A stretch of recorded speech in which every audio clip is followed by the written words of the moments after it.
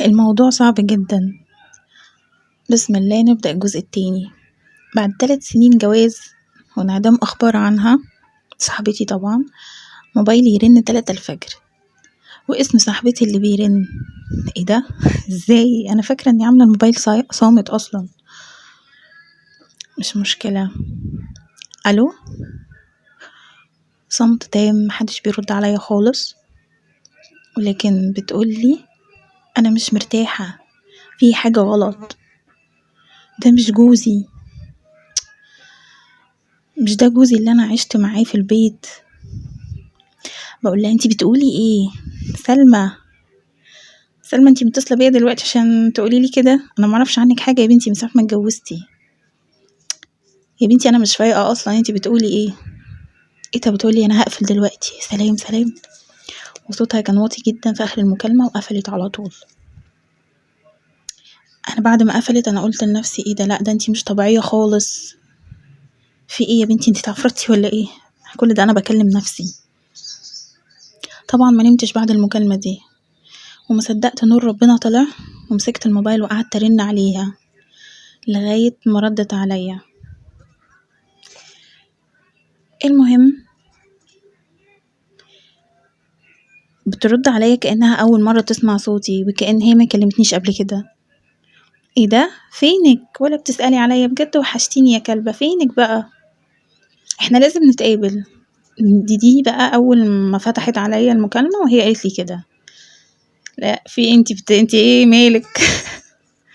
انا مصدومة. ايه يا حاجة، انتي مكلماني الفجر ومكالمة غريبة جدا خلتيني معرفتش انام اصلا. بترد عليا بتقول لي انا فجر ايه؟ انا كلمتك اصلا؟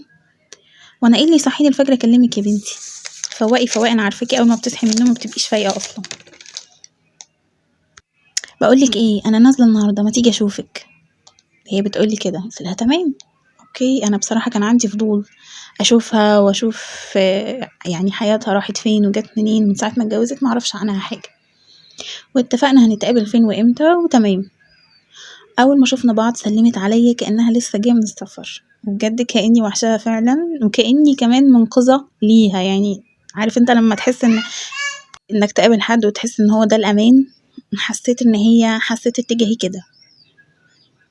المهم لقيتها اول كلامها بدأ بتقولي على فكرة انا فعلا كلمتك الفجر بس ما لحقتش اكمل علشان كان هو جه. قلت لها هو مين يا سلمى؟ قالت لي جوزي. قلت لها مالك، في ايه؟ قلقتيني عليكي، احكيلي. قالت لي بصي، الموضوع بدأ من اول ما اتجوزت، كان قلق وخوف طول الوقت. انا لما حاولت احكي مع امي حسيت ان لساني اتلجم وخفت وقلبي اتقبض كده، كأن حد بيحاول يخنقني ويخوفني عليها لو اتكلمت او حاولت احكي لها اي حاجة. وكذا مرة على نفس الشعور ده بالاضافة انتي عارفة ان ماما مريضة قلب، وبابا لسه يعني توفى بعد جوازي ب3 شهور، وانتي اقرب واحدة ليا. فبقول لها مالك يا سلمى، في ايه؟ انتي بجد قلقتيني. فبتقولي من ساعة ما اتجوزت ودخلت شقتي حسيت اني داخلة مكان مش مريح خالص، وانا كنت الحمد لله في بيت بابا كنت بواظب على صلاتي في وقتها،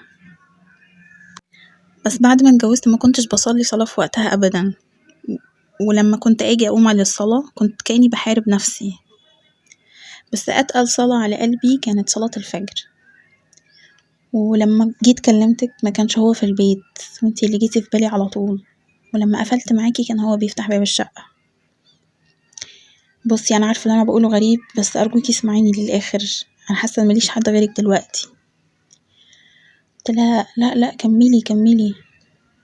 تقولي طول ما هو قاعد معايا بحس اني مش المفروض اعمل اي حاجة غير اللي يطلبه مني وبس. لغاية ما في مرة تعبت تعب شديد جدا، اضطريت اروح اقعد عند ماما اسبوع.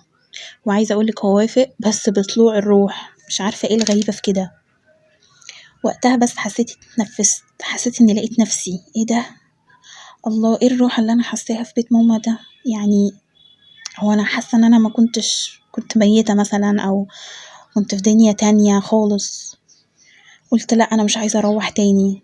وبصراحة حسيت اني التزمت في الصلاة جدا، وبقيت بقرا الاذكار على طول، يعني قربت من ربنا. ده احساس تاني طبعا انتي عارفاه. من وقتها حسيت ان لا انا لازم هعمل بقى ايه، ان انا هعمل نفسي تعبانة كل فترة والتانية واروح اقعد عند ماما اسبوع او اكتر يا ريت. لان انا لما بروح اقعد عند ماما بحس ان انا مرتاحة وان انا زي ما انتي عارفاني. لكن لما بروح شقتي وكده، ومن وقتها لما باجي اروح من عند ماما واروح شقتي واجي اشوفه قدامي بحس باحساس غريب، بحس مش هو ده اللي انا يعني وافقت عليه وقبلت ان انا اتجوزه. بحس ان شكله بقى غريب كده عليا خالص، ما بقتش بحس براحة طول ما هو موجود، بحس بنفور غريب من ناحيته، ما بقتش بطيئة اقعد معاه ولا حتى بقيت طايقة البيت اصلا. وفي مرة مامته كانت عندنا لقيتها بتقولي خليكي انت كده كل شوية عند مامتك تقعدي تحوجيني بقى واجيب بناتي يخدموني وانا عندي واحدة زيك، المفروض هي اللي تخدمني وجوزك هيتجوز عليكي وعارفة انا اللي هجوزه بنفسي. ايه ده؟ ايه ده بجد يا سلمى؟ هي بتقولك كده؟ قالت لي اه والله.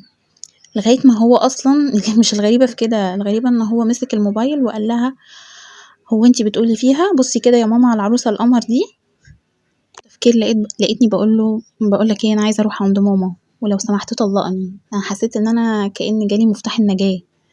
انا كنت متوقعة انه يتنرفز او يطلقني او يزعقلي او مامته حتى تزعقلي، لقيته لا مفيش، يعني اللي حصل عكس كده جدا. لقيتهم بصوا لبعض وسكتوا وخدوا بعضهم ودخلوا الأوضة وقفلوا على نفسهم وسابوني قاعدة برا.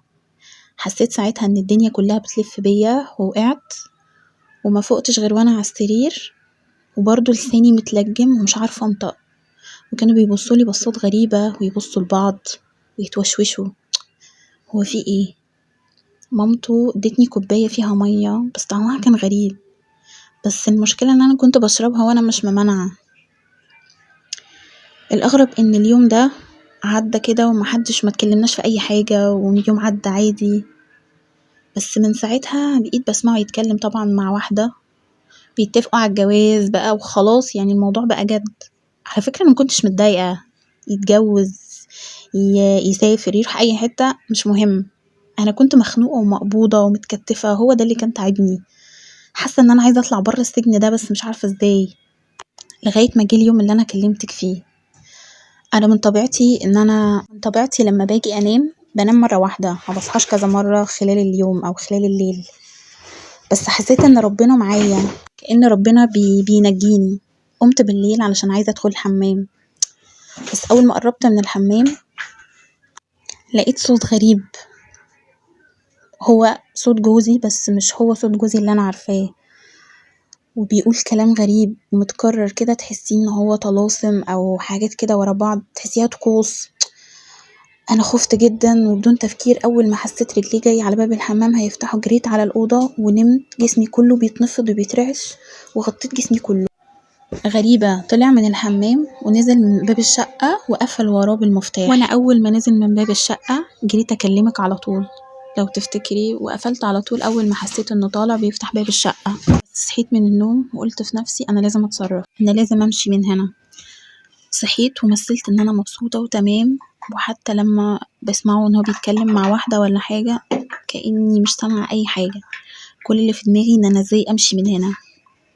رحت كلمته وقلت له على فكرة انا مش معارضة جوازك، بالعكس ده حلال ربنا، وانا مين عشان اعارض حلال ربنا، بس ليا عندك طلب لو سمحت توافق عليه. قال لي اتفضلي اطلبي. قلت له انا عاوزة اشتغل ممكن؟ والحمد لله هو وافق على الطلب ده. دي كانت بداية الخطة. ساعتها انا كلمتك وقلنا ايه نتقابل ونتفق، وقلت انتي الوحيدة اللي هتنجديني بعد ربنا سبحانه وتعالى. انا وهي بتكلمني صاحبتي من غير تفكير قلت لها احنا لازم نروح لشيخ. ومن وقتها بدأنا نروح للشيخ وبدأنا يعني نشوف هنحل الموضوع ده ازاي. فعلا رحنا للشيخ كنا واثقين فيه وسمعنا عنه كلام كويس. اول ما رحنا له وحكينا له اللي حصل قال لها الراجل ده ساحر وكافر بالله واتجوزك بالكفر والسحر والدجل، انتي لازم يا بنتي تتطلقي منه، وانا هحاول اعرف افك السحر ده عشان ما يأذيكيش تاني. بس قال لنا لازم نعرف هو حاطط السحر ده فين علشان نعرف نحل الامور دي. بدون تفكير قلت له على فكرة هو عامل السحر ده في الحمام. لما افتكرت المشهد بتاع اني سمعت صوته كده هو بيقول حاجات غريبة المهم قلت له بكرة يا شيخ انا هجيب لك العمل ده وان شاء الله نحاول نفك الموضوع. بنزل وبطلع لمدة كام يوم كده، كأني بشتغل زي ما اتفقنا. والحمد لله ربنا وفقني وعرفت اجيب السحر ده ووديته للشيخ، والحمد لله الحمد لله ربنا نجاني منه ومن شره ومن افعاله. طبعا فضلت قاعدة عند ماما ورفعت عليه قضية طلاق. لو وصلتوا لغاية هنا متنسوش تصلوا على النبي، ودي كانت قصتنا النهاردة. ويا حبايبي لو أول مرة تشوفوني متنسوش طبعا تدوسوا على الاشتراك عشان يوصلكم كل جديد، ومن هنا ورايح هيبقى فيه قصص جامدة جدا مع الطبخة طبعا أو الوصفة اللي هنعملها. أشوفكم على خير في قصة جديدة، مع السلامة.